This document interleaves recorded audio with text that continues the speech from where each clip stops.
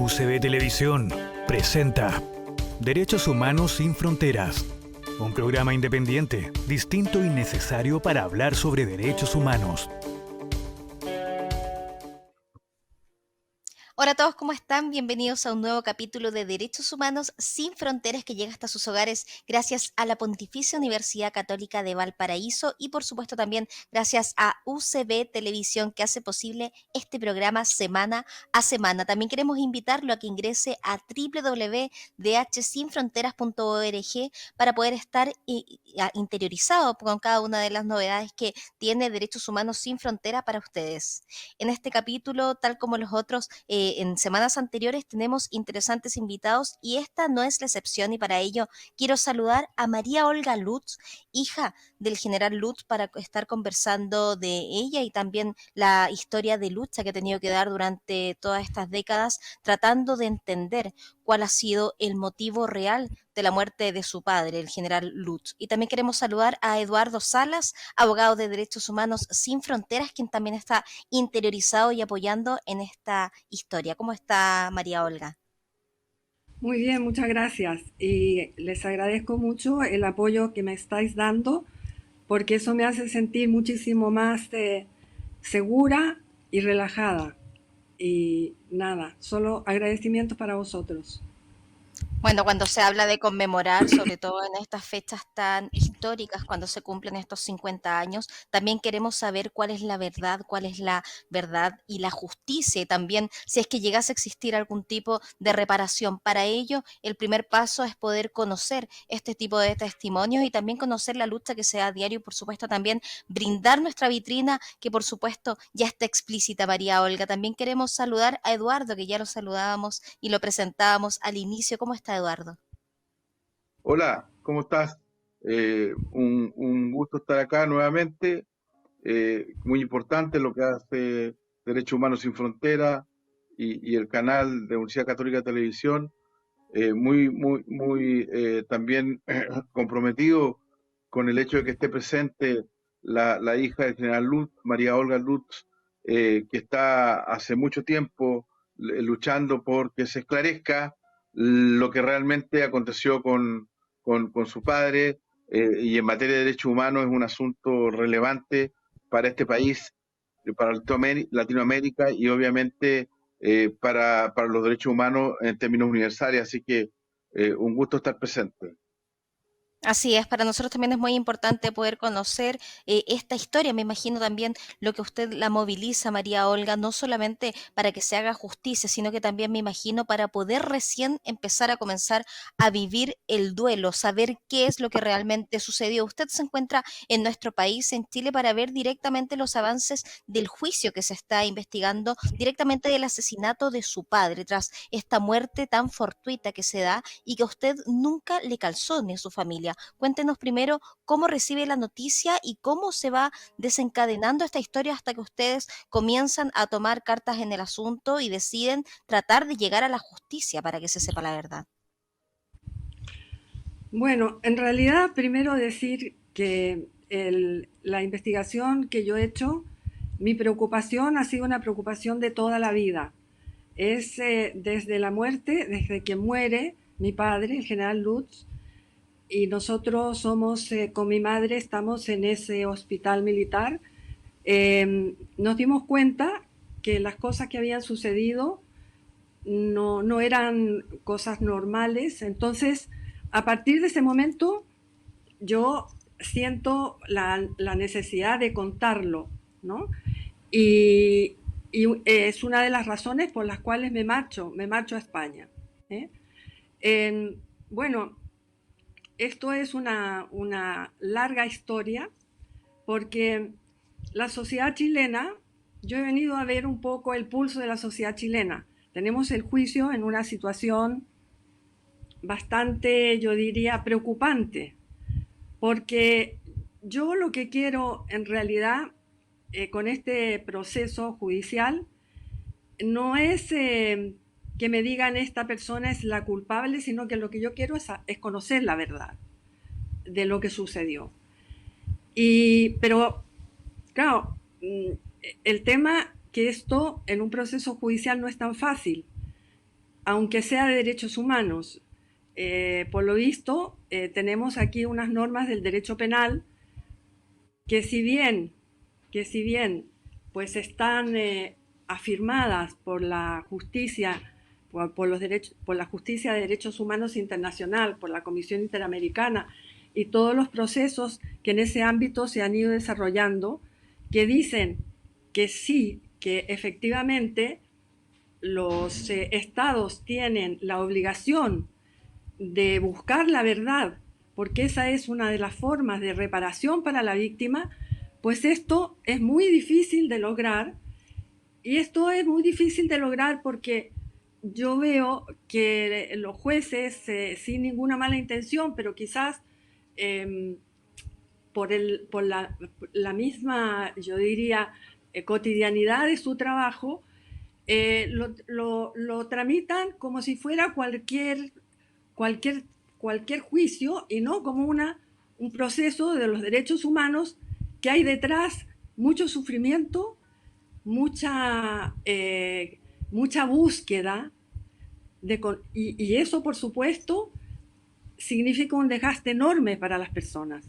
Entonces, este proceso yo creo que los jueces, a pesar de estar dentro de un ámbito de derecho penal normal, no se debe buscar tanto a la persona, castigar a la persona, y si esa persona ha muerto, pues dejar más o menos de lado la investigación, porque lo importante para las víctimas es eso, conocer la verdad. Entonces, lo que me ha pasado, por ejemplo, en este proceso tuvo un inicio con el juez Carroza.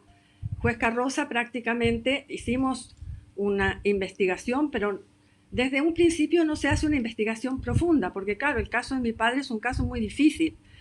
Es un caso muy difícil, ¿por qué? Porque en general en el caso de los derechos humanos hay un delito probado y hay que buscar al culpable. En este caso hay que acreditar que se ha cometido un delito. Y esto es lo difícil porque es vamos a decir, una doble tarea para el juez. Entonces, y por otra parte, además de todo esto, es un juicio, es un proceso que implica, el sujeto de este proceso es un general, director de un servicio de inteligencia. Entonces, cuando se intenta asesinar a un director de un servicio de inteligencia, realmente lo que realizaron es una operación de inteligencia. Y una operación de inteligencia para poder intentar mostrar que fue un delito, en primer lugar, hay que investigar profundamente. Y para investigar profundamente se necesitan muchos medios. Bueno, por ejemplo, algo más de medios que en el caso de mi padre se han utilizado en el caso Frey, en el caso Neruda. En realidad, yo lo digo porque es así. Es decir, yo creo que es importante poner todos los medios posibles para que este juicio pueda salir adelante. Es decir, recursos sobre todo en el ámbito de investigación. Es decir, no se puede poner a investigar simplemente personas de los tribunales, sino que hay que buscar personas, policías especializadas e incluso policías que hayan trabajado en el ámbito de la inteligencia, ¿no? Eso sobre todo es en toda la parte investigativa. Ahora, con el juez Carroza él puso muchísima atención y en el ámbito de la exhumación, porque pensó que en ese ámbito podríamos encontrar algo más rápidamente, ¿no? Algunos indicios más rápidamente.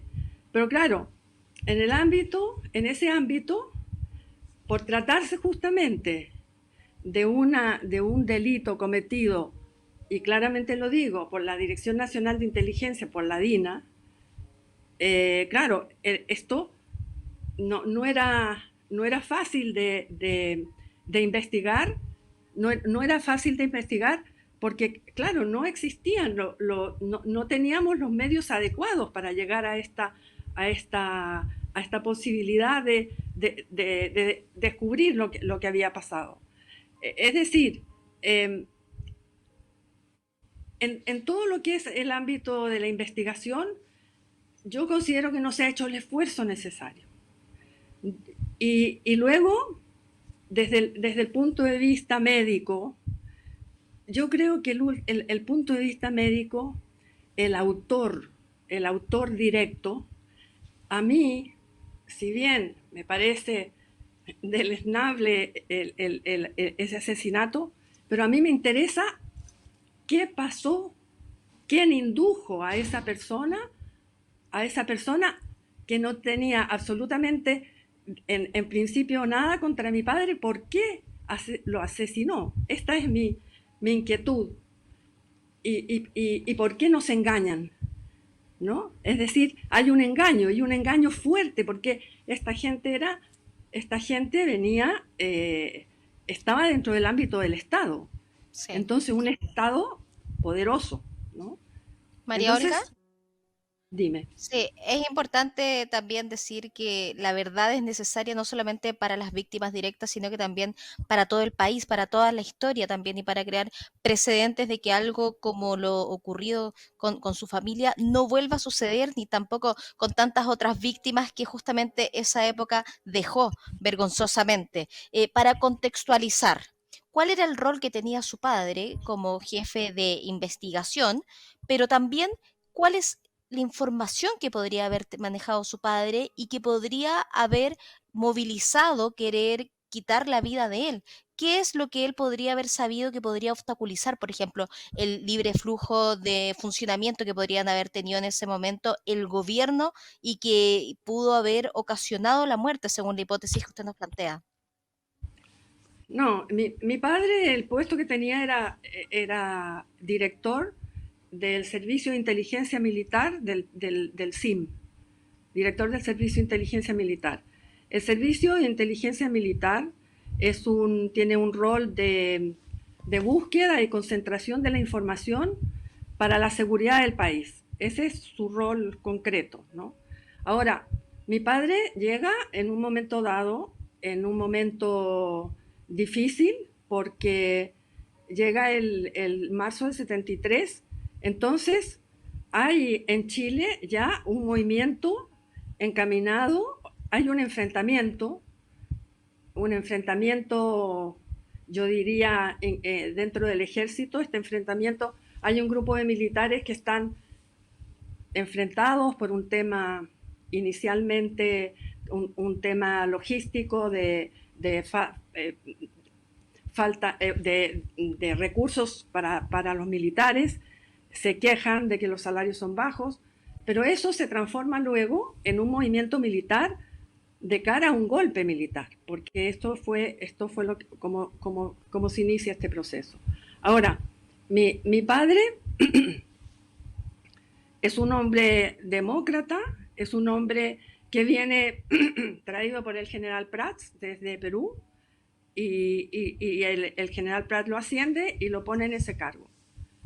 El tema es que en este momento se comienza ya a ver indicios hay gente que está vinculada con, ya empieza a funcionar Contreras, que luego se transforma en director de la DINA, y Contreras tiene a dos personajes a su cargo, mejor dicho, no a su cargo, pero tiene contacto ya con dos personas, dos oficiales, que es el oficial Pedro Espinosa y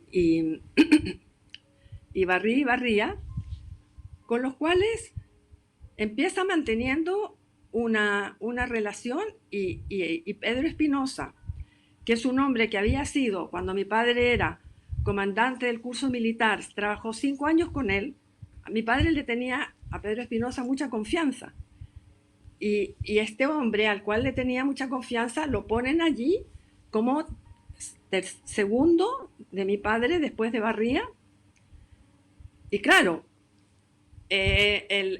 todo el trabajo que hace mi padre lo hace un trabajo profesional, no un trabajo de, vamos a decir, de sabotaje, en el sentido de que su profesión, es decir, su cargo profesionalmente era buscar información para que el país fuera estable y mantener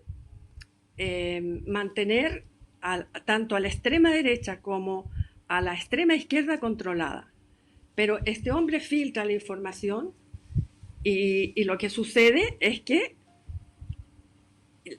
simplemente buscan, controlan lo que hace la extrema izquierda y no se mueve, es decir, no se hace este hombre filtra toda la información. En el fondo, como se dice en Chile, empieza un puenteo respecto a mi papá. Que eso es lo que... ahora, mi padre, hay dos cosas muy importantes que tengo que decir. Uno, no está de acuerdo con Contreras por el tema de violación de los derechos humanos, que es un tema fundamental para mi padre porque es un hombre cristiano y un hombre que es un hombre cristiano y con unas convicciones y valores muy claros. Entonces se enfrenta con él en este sentido. Contreras se niega a darle información sobre algunos detenidos porque dice que solamente él va a despachar solamente con su general Pinochet, con lo cual hay una insubordinación que le va a repercutir a mi padre porque comenzará a ser catalogado como una persona peligrosa. O sea, ahí comienza la génesis del problema. Efectivamente, ahí comienza la génesis del problema. Y en segundo lugar, porque mi padre es un hombre democrático y cuando Pinochet los reúne en una junta militar para una vez que está la junta de gobierno formada y él quiere separarse, individualizar un cargo por sobre los otros miembros de la junta, y esto significaba el nombramiento de Pinochet como jefe supremo de la nación. En este momento mi padre tiene una conversación con el general Bonilla, que curiosamente yo estuve allí por casualidad porque estaba con mi madre y ellos se paseaban frente a la iglesia del Bosque después de la misa de 12, hablando sobre este tema. Ninguno de los dos era partidario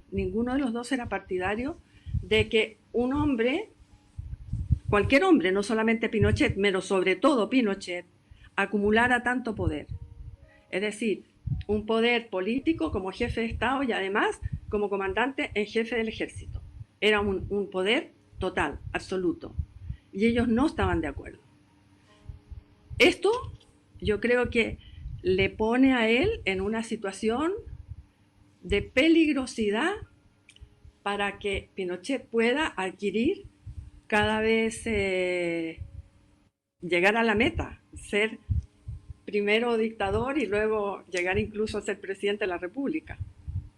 Claro, bajo estos antecedentes, María Olga, es que quisiera también integrar a Eduardo Salas, quien es abogado y también abogado de Derechos Humanos Sin Fronteras, quien se encuentra participando y también apoyando de manera directa este juicio. Me imagino también como tantas otras personas que quieren que se sepa la verdad. Eduardo, quisiera consultarle cuál es la figura en la que se encuentra hasta el momento este juicio y también cómo lo analiza usted desde sus ojos, desde el punto de vista legal, cuando existe este tipo de antecedentes, cuando incluso existen exhumaciones, cuando hay tantas pruebas que indican que esto no fue una muerte cualquiera, sino que también había aparentemente algún tipo de movilización de fondo, sobre todo cuando estamos hablando de un periodo tan crucial de la historia y cuando estamos hablando de una víctima que termina perdiendo la vida y que tenía este poder de conocimiento y que no se encontraba directamente de acuerdo con las atrocidades que se estaban ocurriendo en ese periodo.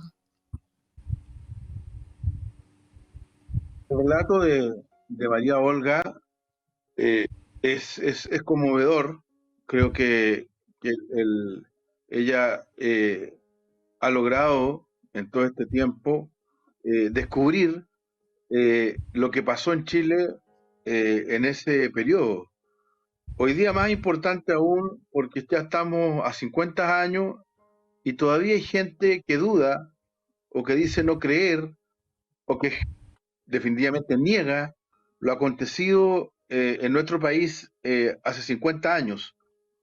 Y el caso del general Lutz, yo lo asimilaría, y ella lo hace también de alguna manera, a lo que pasó posteriormente con el expresidente de la República, Eduardo Frei Montalva, puesto que el modo operandi parece ser el mismo. Incluso en el caso de Eduardo Frei Montalva es mucho más sofisticado, más aprendido, pero está el mismo médico a cargo, que hoy día está muerto, eh, pero que fue condenado en algún momento en Chile. Después la Corte Suprema hace poco tiempo atrás sobreseyó a los que cometieron el crimen contra Eduardo Frei Montalva. Sin embargo, todavía está pendiente la idea de poder reabrir ese proceso en los ámbitos o en el orden internacional, que es donde yo le he manifestado a María Olga probablemente vaya a llegar esta causa de su padre, porque los antecedentes que hay, todos permiten establecer la presunción muy clara de que efectivamente su padre fue sometido a una circunstancia aprovechando una enfermedad que era muy tratable y que de la cual podía salir liberado muy prontamente cuando aconteció. Sin embargo, fue, digamos, muerto. Sin Y forma de la pregunta es septicemia, cómo, ¿no? claro, de una septicemia, pero le acontece como un accidente. Así lo hicieron pasar, como un accidente casi de lo acontecido, con muchas inconsistencias además en todo el procedimiento. Habría que ver el expediente y ahí mirar las inconsistencias respecto de si hubo efectivamente más de una operación. Efectivamente aconteció que el doctor Patricio Silva, él fue el que dirigió el proceso que finalmente terminó con la muerte del general Lutz. Yo quisiera decir además que, desde el punto de vista contexto político, obviamente en Chile había generales republicanos como el general Pickering, como el general Lagos, como el general Prats, que ya no era comandante en jefe del ejército y que todos sabemos que fue muerto y por eso hay, gracias a la presión que ejerció en esa oportunidad Estados Unidos, se logró en definitiva resolver, como en el caso de Letelier, los casos, digamos, de lo que estamos hablando. Entonces, aquí hay un contexto político. Yo creo que lo del general Lutz tiene que ver claramente con el hecho de que él era parte de la disidencia interna, muy complejo ser disidente cuando se está instalando una dictadura. Otro general que murió también en extrañas circunstancias, todos sabemos que fue el general Monilla. En fin, hay circunstancias que hacen prever que efectivamente esto tiene que ser investigado con más profundidad. Y en el caso del general Luz ha sido, todavía quedan muchas cosas pendientes por aclarar. Y nosotros como Derechos Humanos Sin Fronteras le hemos señalado a María Olga que independientemente de lo que ella hace como familia y con los abogados de derechos humanos que la están respaldando, porque tengo entendido que hay abogados en la causa, lo que no hemos enterado, que nos ha contado Rodrigo Lledó, por ejemplo, que fue el que hizo la última gestión para reabrir el sumario, o sea, reabrir la investigación de esto, que todavía está pendiente en la Corte Suprema, perdón, en la Corte de Apelaciones. Entonces, por lo tanto, nosotros nos vamos a sumar para presionar desde el punto de vista legítimo, jurídico, judicial, para que esta investigación se profundice y se pueda esclarecer todo lo que aconteció con el general Lutz, puesto que todo indica que lo que allí aconteció fue algo muy similar a lo que después, alrededor de, serían 7, 8 años después, aconteció con el expresidente Eduardo Frei Montalva. Es un muy buen punto el que plantea Eduardo, porque en el caso de que se pueda corroborar científicamente y de manera legal, no solamente me imagino que ayuda a las familias de las víctimas directas a comenzar un luto, sino que también a poder dar el reconocimiento de la obra que termina perdiendo la vida de las personas que fueron disidentes desde adentro y que de manera tan heroica estuvieron en contra de la vulneración de derechos humanos. Me imagino también, María Olga, que para usted es importante poder levantar esa honra que con tanta valentía y tantos hombres también no estuvieron de acuerdo a participar y que terminaron perdiendo la vida desgraciadamente. Es importante poder entonces corroborar esta tesis. En estas últimas semanas usted ha tenido múltiples reuniones por este caso, por esta reapertura de la investigación que también Eduardo nos comentaba. ¿Nos podría decir en qué consiste también y cuál es el estado en que se encuentra en este momento la investigación y el juicio? Bueno, yo no hablaría de disidencia, ¿no? Yo hablaría de gente constitucionalista, como era la tradición del ejército Claro. chileno. Y demócrata. Efectivamente. Y eso era la mayoría de los oficiales del ejército. Porque yo he nacido en una familia militar. Ya existía esa familia militar. Entonces, lo terrible es que hay un quiebre en esa familia militar y ese quiebre lo produce el general Pinochet con un grupo de oficiales que le siguen, planteando que esto se trata de un estado de guerra.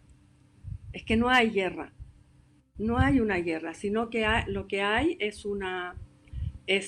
vamos a decir, eh, o si la hubo o hubo un enfrentamiento, fue un enfrentamiento armado a lo mejor con gente muy extremista, pero en general era un ejército bastante homogéneo desde el punto de vista de los valores.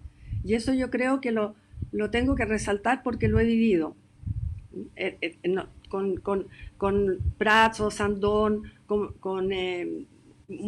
la mayoría de los oficiales, todos nos conocemos, ¿no? Y toda esa gente es gente buena. Ahora, el, el, el, tema, el tema es este. El tema fue yo diría, un avance desmedido de una persona que quería un poder absoluto y claro, a muchos jóvenes, a muchos oficiales les empujó se creó este organismo secreto, perverso, que fue la DINA, y este es el organismo clave que cometió unas violaciones horrendas de los derechos humanos, que es por lo tanto, son crímenes que no se pueden olvidar y que por lo tanto a las víctimas, yo me siento una víctima, aunque me siento una víctima realmente privilegiada alrededor, comparando con todas aquellas personas que no supieron y no saben dónde están sus seres queridos, ¿no? Bueno, esto era para aclarar el término anterior. Ahora, ¿cómo está el proceso actualmente, no? Me preguntaba ahí con quién yo me he relacionado. Bueno, yo me relaciono con gente con las cuales puedo crear opinión. Por ejemplo, con el general Martínez, estuve hoy. General Martínez, un hombre democrático, como lo era la gente anterior. Y lo terrible es que al general Martínez se le trata de traidor, cuando el general Martínez es un hombre bueno. Lo que quiere el general Martínez es justamente que se reconozca, que se condene lo que pasó, porque no es natural lo que pasó, no es natural crear un grupo secreto dedicado a la violencia, no es lo normal, ¿no? Entonces, hay mucha gente hay gente, yo diría, distintos niveles de gente que está presa, pero este planteamiento del general Martínez creo que es importante porque crea una nueva, yo diría, planteamiento del ejército, que es el ejército real que yo viví. Y me interesa mucho que los jóvenes escuchen también. Tengo un hermano que es médico oftalmólogo reservista, Alejandro, y él se siente muy bien con estas personas que tienen una autoridad, pero que justamente enseñan la nobleza del ejército, el ejército como un servicio, como una ayuda, como un apoyo, y no como un organismo represivo, ¿no? Totalmente irracionalmente represivo. Bueno, con él, como digo, me he entrevistado, también he estado con Mónica González.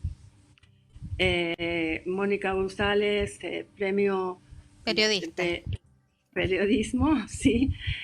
Mónica es una persona que a mí me ha ayudado mucho con su libro La Conjura, porque yo estoy intentando escribir algo sobre la vida de mi padre, porque claro, ya conozco, he estado tan metida en su vida que me gustaría escribir algo más sobre su vida, lo que pasó, y creo que se lo debo. Y entonces, pues ella me ha aportado mucho con su libro La Conjura, verdaderamente, y la encuentro una mujer valiente porque eso lo planteó en un momento que no era tan fácil plantearlo, porque hay una opinión pública, yo diría una opinión pública abierta, ¿no? Y suave, pero hay una opinión pública agresiva, que si uno no le gusta la opinión del otro, bueno, diría yo, tiene una respuesta muy agresiva. Efectivamente, ¿no? Entonces, bueno, por ejemplo, con ella, también, por supuesto, con las hermanas Pratt, que son amigas de toda la vida, y amigas y verdaderamente mujeres luchadoras, como es la mujer chilena, una mujer luchadora, que bueno, que ellas han conseguido que por lo menos la justicia les haya reconocido lo que sucedió, que lo mataron a su padre, este organismo que digo, perverso que es la DINA, ¿no? Y que esto les ha costado mucho, les ha costado toda una vida. Y yo creo que hay que aplaudir, y además siguen siendo mujeres solidarias, porque mi relación, por ejemplo, con mi abogado actual, Rodrigo Lledó, he conocido a Rodrigo por ellas, están siempre intentando a apoyar a los demás, y yo creo que son personas que muy válidas, como son todas las mujeres chilenas luchadoras, yo creo, en este país. Bueno, eso es más o menos Sí, hay pare- otras, con mis hermanos igualmente hemos tenido reuniones con toda la familia, porque la familia es importante. Yo vivo en España, tengo mi familia nuclear, pero tengo una familia extensa que son mis hermanos, mis sobrinos, y yo encontraba que era importante también que ellos, sobrinos y sobrinos nietos, ya todos en este momento pequeñitos, pero que ellos se enteren exactamente lo que ha pasado, ¿no? Y que además no mezclen los derechos humanos con la política, que no tiene nada que ver. Los derechos humanos en una democracia, ya sea personas en el ámbito de la izquierda, del centro, de la derecha, tienen que respetar los derechos humanos. Son derechos de todos. y es lo que nosotros también intentamos repetir, y aunque suene un poco redundante, María Olga, es importante repetir hasta que sea interiorizado. Los derechos humanos son para todos y tal como dice nuestro nombre, son sin fronteras. Por eso que también nosotros tenemos esta vitrina y también la ponemos a su disposición, y nos alegra mucho que Derechos Humanos Sin Fronteras también esté integrando la investigación y este juicio, porque para nosotros la vulneración de los derechos humanos no se puede permitir y se debe llegar hasta la verdad para luego poder intentar tener algo de justicia y si es que es posible algo de reparación, aunque en estos momentos, María Olga, me imagino que es difícil lograr algún tipo de reparación. Por ahora les ofrecemos, por supuesto, esta vitrina y también todo el apoyo que, tal como señalaba Eduardo, ya está manifestado por parte de Derechos Humanos Sin Fronteras. Quiero agradecerle su tiempo, nosotros nos mantendremos en contacto y por supuesto seguiremos informando, y también quiero agradecerle a Eduardo Salas, abogado de Derechos Humanos, su participación. Muchas gracias, María Olga, muchas gracias, Eduardo.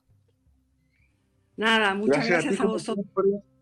y a ustedes que efectivamente están promoviendo esto. El caso del general Lutz, no obstante haber tenido algún tipo de difusión en algún momento, se ha estado olvidando, y la tarea nuestra es que estas cosas no se olviden, y para que no se olviden hay que actuar sobre ellas, hay que ser eficaz en esta materia, y obviamente nosotros vamos a entregar toda la colaboración que nos solicite la Fundación Derechos Humanos Sin Fronteras, y mantener este contacto con María Olga y su familia para efectos de que efectivamente, sea en Chile o en el orden internacional, en la Corte Interamericana de Derechos Humanos, se aclare la verdad y haya justicia en lo ocurrido con su padre, el general Lutz. Muchas Gracias gracias. también, Eduardo.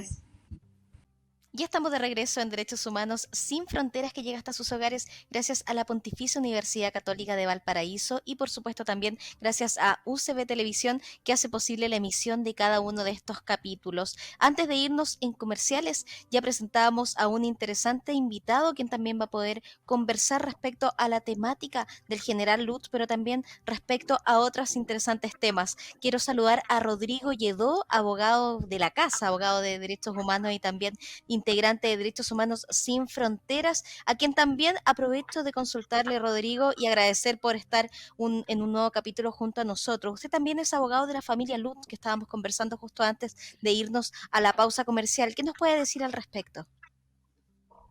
Sí, bueno, ¿qué tal? ¿Cómo estás? Encantado de estar aquí nuevamente. Lo que quiero decir primero es que el abogado principal responsable de esta causa es Alberto Espinosa, que es un abogado de larga trayectoria en materia de derechos humanos en Chile y producto de las dificultades que ha experimentado la causa, que ya ha sido cerrada hasta en 3 ocasiones, pues entonces María Olga toma contacto conmigo. Yo, como ustedes saben, vivo en España y entonces ella toma contacto ya conmigo por intermedio de las hermanas Prats, como ella decía, ¿no? Y allí entonces es que me pide mi intervención precisamente porque yo, cuando trabajé en el programa de Derechos Humanos, pude conocer de primera mano el caso de Pablo Neruda y el caso de Eduardo Frei, que están íntimamente relacionados con esta investigación, ¿no? Por desgracia, me he enterado recién que el caso de Pablo Neruda ha sido cerrado también. Entonces ahí parece un deseo de cerrar las causas, de que no se sepa mucho más, de no completar, digamos, lo que hay que completar. Es importante ir cerrando etapas, pero hay que cerrarlas bien. Y en esto me parece que el Poder Judicial debería hacer alguna reflexión, porque si bien ha habido un impulso muy importante en varias causas de derechos humanos, pues este impulso no puede cerrar las causas en falso, ¿no? El derecho a la verdad y a la justicia lo tenemos todos respecto de estas causas, y por tanto la idea es llegar al fondo, y una vez que se llega al fondo, por supuesto que se puede cerrar, pero si eso no ha sucedido, entonces la idea es no cerrar en falso, ¿no? Porque si no, la duda persiste, persistirá, y hay que dar certeza a la familia después de tantos años, ¿no? Se han cumplido ¿Y de qué recién. sirve gastar un presupuesto gigante con conmemoraciones y con escenarios grandes y artistas invitados de los 50 años si realmente no se logra dar justicia a lo realmente importante, ¿no? Y es un derecho, es un derecho. Las víctimas, los familiares y el país entero tiene derecho a la verdad, a la justicia, a la reparación y a la no repetición. Y yo creo que ese derecho tiene que ser satisfecho, y se satisface este derecho a la verdad cuando el Estado pone todo de su parte para esclarecer la verdad, cuando se hace un esfuerzo serio, cuando se hace un esfuerzo de verdad profundo, ¿no? Es verdad que ha pasado mucho tiempo, pero el esfuerzo serio el Estado no lo viene haciendo hace mucho tiempo, ¿no? Recordemos que entre el 90 y el 98, pues muy poco o nada se avanzó, ahí se aplicaba todavía la ley de amnistía, en fin, está Pinochet todavía entre nosotros, ¿no?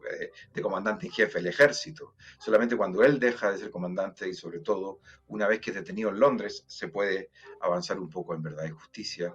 Y hay ciertas causas que son más complejas como esta, la del general Lutz, la de Prats, bueno, la de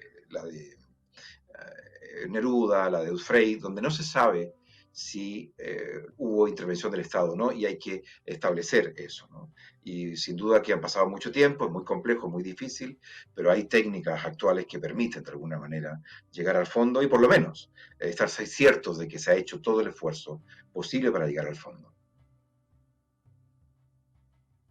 Claro que sí, Rodrigo. También quiero consultarle por otras temáticas, aprovechando que su presencia se encuentra en este capítulo. Hemos escuchado mucho una propuesta por parte del panel de expertos independiente que hablan de ecocidio. ¿Qué es el ecocidio? Es importante poder tratar de contextualizar para poder después abordar y profundizar. Bueno, el ecocidio es un término, es un neologismo greco-latino, ¿ah? Que fue acuñado por un autor que se llama Arthur Galston. Él es un biólogo estadounidense y acuña esta expresión a propósito de la guerra de Vietnam, de lo que estaba ocurriendo con la guerra de Vietnam. Allí se estaba ocupando el famoso agente naranja, ¿no? Para devastar la selva vietnamita. Y entonces este biólogo, pues era el que había hecho esta investigación necesaria para un fertilizante y este fertilizante con unos pequeños cambios se transforma por el ejército de Estados Unidos en el agente naranja que tanto daño estaba haciendo. Entonces Arthur Galston reacciona frente a eso y si me permite la comparación, sucede algo muy parecido con lo que ocurre con Albert Einstein, ¿no?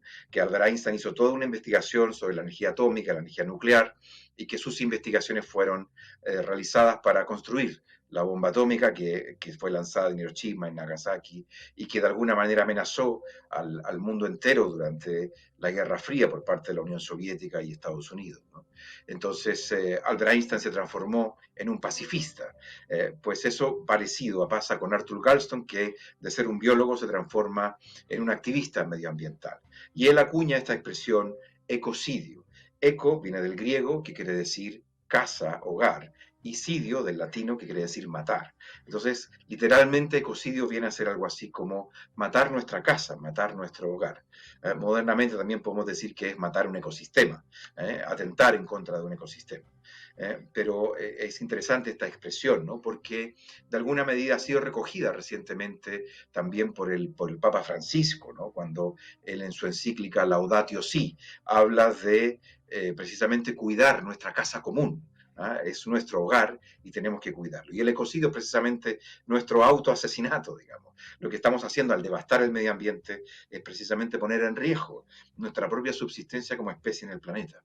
Y entonces esto lo que ha sucedido es que ha seguido ocurriendo el ecocidio. Primero surge, como digo, en contextos de la guerra de Vietnam, en contextos bélicos, pero posteriormente lo vemos hoy día, ¿no? En grandes vertidos de petróleo, en grandes accidentes, entre comillas, Mm. a veces producto de negligencia o producto incluso de descuido, ¿no? Tremendo por lo que es nuestro medio ambiente.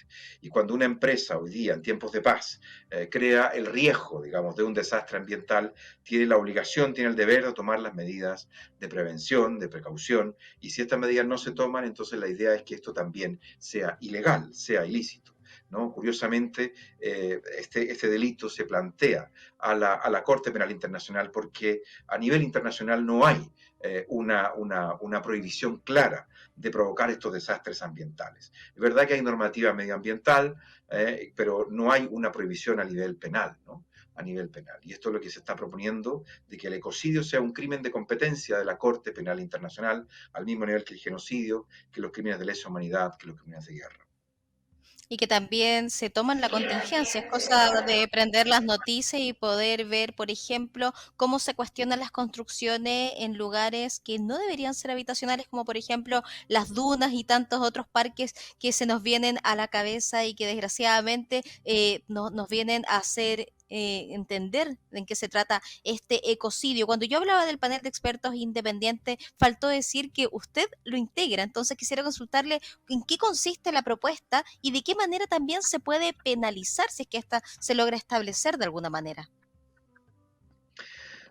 Bueno, efectivamente en el año 2021, en enero de 2021, la Fundación Stop Ecocidio convoca a un panel de expertos independientes para elaborar una definición técnica, una definición jurídica que pudiera formar parte de esta propuesta de incluirse el ecocidio en el Estatuto de la Corte Penal Internacional. Yo fui invitado a ese panel y tuve la fortuna, digamos, de poder integrarlo. Fuimos dos latinoamericanos. Uno es ecuatoriano, Pablo Fajardo, que fue el abogado, el que encabezó el equipo de abogados del caso Chevron Texaco, ¿no? Y el otro fui yo, chileno, radicado en España. Pero hubo 12 personas, fuimos 12 en total, que proveníamos de los 5 continentes, con distintas tradiciones jurídicas, con gente del derecho anglosajón, el common law, y gente del derecho continental o civil law, ¿no? Tuvo equilibrio de género también, tuvo inclusión racial y étnica, etcétera. Y estos expertos, pues nos pusimos a trabajar para buscar un consenso en una definición técnica que pudiera formar parte de esta propuesta para que se incorpore en la Corte Penal Internacional. Fue muy interesante para mí, fue además muy enriquecedor porque hubo lo que yo le llamo generosidad intelectual, ¿no? Para alcanzar este consenso con posiciones tan diferentes, de gente tan diferente alrededor del mundo, hubo que tener lo que yo llamo generosidad intelectual. Recuerdo una anécdota donde en algún punto muy difícil, digamos, de alcanzar el consenso, uno de los expertos dijo: yo sostengo categóricamente esto, ¿no? Y lo creo firmemente, ¿no? Sin embargo, estoy totalmente abierto a que ustedes me convenzan de lo contrario. Entonces, esa generosidad intelectual que hoy día no se ve, digamos, en el debate público, desde luego no se ve en el debate político, tampoco se ve muchas veces, incluso en el debate académico, ¿no? Donde generalmente se trata de imponer una idea sobre la otra, ¿no? Pero nosotros, al más puro estilo socrático, digamos, buscábamos, ¿no? Lograr la verdad, buscar lo mejor posible. Y entonces, claro, hubo opiniones diferentes, porque algunos pensábamos que mientras más amplia la definición, más protegía el planeta, pero otros con un criterio diferente decían, bueno, mientras más amplia la definición, menos probable es que los estados finalmente apoyen esta definición de ecocidio. Por tanto, tiene que ser una definición más bien restringida que permita que el ecocidio se haga realidad. Bueno, y entre unos y otros alcanzamos el consenso, ¿no? Esto me recordaba a mí al famoso el profesor alemán, ¿no? Max Weber, que él tiene este desafío, digamos, entre la ética de los principios y la ética de las consecuencias. El dilema de Max Weber, ¿no? La ética de quienes piensan que hay que defender los principios hasta la muerte, o si se acaba el mundo, ¿no? Y los que ven que la ética está más bien en preocuparse de cuáles son las consecuencias. Bueno, entre unos y otros logramos finalmente este consenso para definir en términos técnicos el ecocidio, que tiene varias particularidades, ¿no? Pero básicamente va a consistir en todo acto destinado a provocar un daño ambiental que sea grave, extenso, duradero. Esta acción además tiene que ser ilícita o bien arbitraria en el medio ambiente y tiene que ser muy probable de que se produzca. Es decir, es un delito de peligro. Se comete también con, no sé chino, pero más o menos esa es un poco la definición. Rodrigo, ¿cuál es el estado de esta propuesta y también qué se necesita para que ésta se pueda establecer? Bueno, esta propuesta de momento ha sido mencionada, ¿no? Por un estado que es Vanuatu, que es uno de los pequeños estados insulares que están condenados a desaparecer con la emergencia, digamos, del nivel de las aguas, ¿no? La crecida del nivel de las aguas a nivel global. Vanuatu, de hecho, ya tiene en cierta época del año dificultades en la agricultura, porque ellos le llaman invasiones marinas, ¿no? Que son ciertas zonas de la isla donde ya se inundan en buena parte del año. Y están incluso pensando en trasladar las ciudades hacia partes más altas de la isla y también los cultivos y todo eso, ¿no? El segundo estado fue las Maldivas, que también tiene la misma problemática, ¿no? Y ellos ya han hablado de ecocidio y han hablado de la necesidad de ecocidio. Pero para que el ecocidio pueda ser realidad y para que pueda adoptarse como un crimen de competencia de la Corte Penal Internacional, es necesario alcanzar 2/3 de los estados, del número de estados que son parte, ¿no? En este momento son 123 los estados partes en la Corte Penal Internacional, y si las matemáticas no me fallan, entre 81 y 83, por ahí estados son los necesarios para poder hacer este cambio, hacer esta enmienda del estatuto. Y por tanto, de momento, Stop Ecocidio está trabajando precisamente en eso, en difundir esta definición, en que se conozca, tanto a nivel académico, diplomático, político, pero también la sociedad civil, para juntar, digamos, voluntades y que prontamente, ojalá, el ecocidio se convierta en un crimen internacional. De momento, esta campaña ha recibido apoyos importantes, uno de ellos es el propio Papa Francisco, también ha recibido apoyo del secretario general de Naciones Unidas, Antonio Guterres. Hay varios estados que incluso han estado pensando, digamos, en incorporar el ecocidio como un crimen también de derecho interno a la brevedad posible, ¿no? Entonces hay varias iniciativas al respecto y, bueno, esperamos que prontamente se hagan realidad. ¿Cuánto tiempo? No lo sabemos, dependerá de la voluntad de los estados que son parte del Estatuto de la Corte Penal Internacional. Podría pasar mucho tiempo, como podría ser el próximo año o en 2 años más. Lo que pasa es que, desde mi perspectiva, estamos viviendo también un momento de inflexión en la historia de la humanidad. Lo vivimos ya después de la Segunda Guerra Mundial, con todos los horrores que ahí ocurrieron. Y gracias a eso, pues, se construye todo el andamiaje internacional en protección de derechos humanos, ¿no? El juicio de Nuremberg, la Declaración Universal y todos los pactos y convenciones posteriores hasta nuestros días. Hoy día estamos en otro momento de inflexión de la humanidad, en el que nos estamos enfrentando una crisis climática que ya está aquí, ¿no? Que ya es innegable, por lo menos para la inmensa mayoría de las personas en todo el mundo, es algo innegable. Hay otro panel de expertos que son científicos, que han alertado del cambio climático, de lo que sucede y lo que va a suceder si no lo enfrentamos a tiempo. Y por eso esta pretende ser una medida más para enfrentar esa dificultad, ¿no? Rodrigo, no solo del ecocidio se ha basado su carrera tremenda y reconocida también, sino que también de muchas otras causas que nos enorgullece porque ha sido parte de Derechos Humanos Sin Fronteras.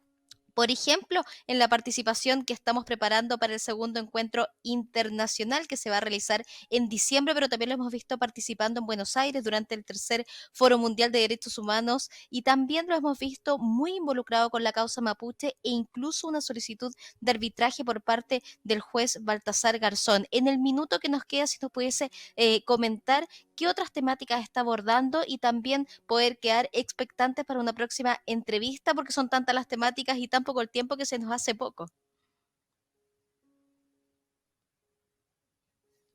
Siempre con mi país, con los temas de derechos humanos que se debaten en Chile, pero me gustaría poder también ofrecer, digamos, un poco de conocimiento, experticia y sobre todo ideas para el Plan Nacional de Búsqueda. Me parece que es algo sumamente necesario, me parece que es algo importante que se ha hecho, pero creo que hay que avanzar mucho más, hay que profundizar y sobre todo implementarlo cuanto antes con recursos disponibles, tanto humanos como materiales, a la brevedad posible, porque siguen pasando el tiempo y siguen falleciendo madres, esposas, hijos, sin saber dónde están los detenidos desaparecidos, y me parece que es un tema que Chile tiene que abordar a la brevedad posible con todos los recursos humanos y materiales que estén a su alcance.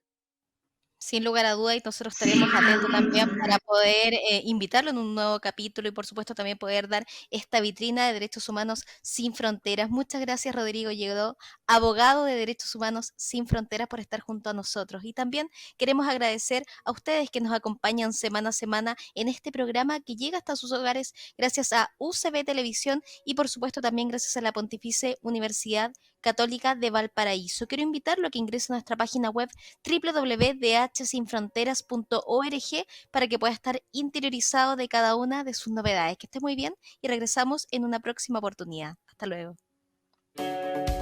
UCB Televisión presentó Derechos Humanos Sin Fronteras, un programa independiente, distinto y necesario para hablar sobre derechos humanos.